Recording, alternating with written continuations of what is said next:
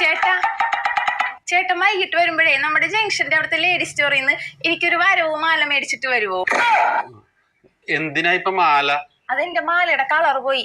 നാളെ എനിക്കൊരു കല്യാണം ഉണ്ട്, അവിടെ ഇട്ടുണ്ട് പോവാനായിട്ടാ. എടി ഇതുപോലത്തെ വരവിന്റെ സാധനം കിട്ടിക്കഴിഞ്ഞാൽ നിന്റെ കഴുത്ത് ചൊറിഞ്ഞ് തടിച്ച് കറുത്ത് വല്ലാണ്ടാവും. നിന്റെ ഉള്ള ഗ്ലാമർ പോവും.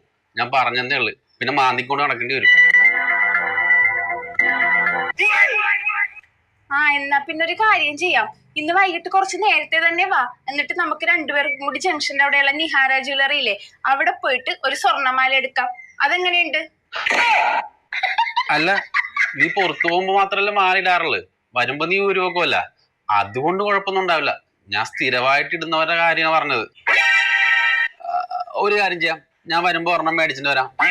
ഒന്നാക്കണ്ട, രണ്ടെണ്ണം മേടിച്ചിട്ട് വരാം. അതാകുമ്പോ ഒരെണ്ണം കളർ മാറിയാലും മറ്റേ ഇടല്ല. നീ കല്യാണത്തിന് അടിച്ചു പിടിച്ച് പോ. ഞാൻ പോട്ടെ.